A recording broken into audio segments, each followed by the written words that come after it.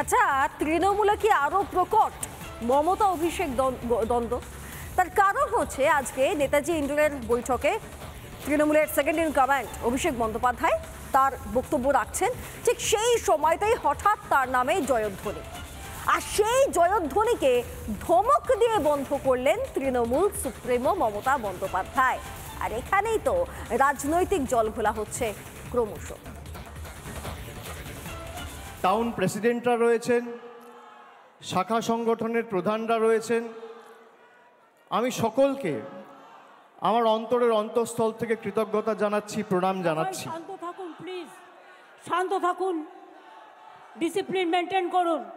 আপনারা শান্ত হন, শান্ত হন, আছেন যারা, শান্ত থাকুন।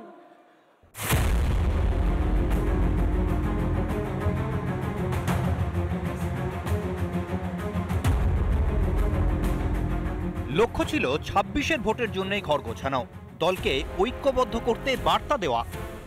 এমন মঞ্চেই তাল কাটল তৃণমূলের। নেতাজি ইন্ডোরে ভাষণ দিতে উঠেছেন অভিষেক ব্যানার্জি, সবে শুরু করেছেন নাম ভূমিকা। তখনই স্টেডিয়ামের এক কোণা থেকে তৃণমূলের সেকেন্ড ইন কমান্ডের নামে জয়ধ্বনি উঠল মুহুর্মুহু। টাউন প্রেসিডেন্টরা রয়েছেন, শাখা সংগঠনের প্রধানরা রয়েছেন।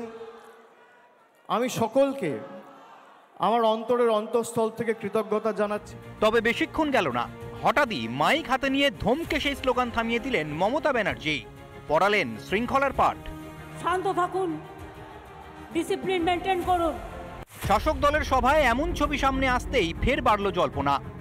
তাহলে কি মমতার সর্বময় কর্তৃত্ব মানতে চাইছেন না তাঁরই দলের একাংশ নেতাকর্মী? সে কারণেই কি মমতার সামনেই অভিষেকের নামে জয়ধ্বনি? দল ২৬ সাল পর্যন্ত থাকবেন কিনা সেটা আমাদের জানা নেই। তার দল ঐক্যবদ্ধ কি ঐক্যবদ্ধ নয়, তার দলে কে নেতৃত্ব দেবেন, কে গলা কেটে ফেলবেন, কে আত্মহত্যা করবেন, তা নিয়ে বিজেপির কোনো মাথা ব্যথা নেই। আমাদের কাছে তৃণমূল একটা সংঘবদ্ধ অভিশাপ, যারা কার্যত পশ্চিমবঙ্গের মানুষের বিরুদ্ধে যুদ্ধ ঘোষণা করেছে, শুধু নয় পশ্চিমবঙ্গের প্রকৃতিকে ধ্বংস করেছে। নেতাজি ইন্ডোরে তৃণমূলের সভা মানেই বিতর্ক, যা তৈরি হয়েছিল ২০২৩-এর নভেম্বরের বৈঠকেও। সেবার কোথাও অভিষেকের ছবি না থাকায় জল ঘোলা হয়েছিল বিস্তর। এবারও পোস্টারে নেই ডায়মন্ড হারবারের সাংসদ।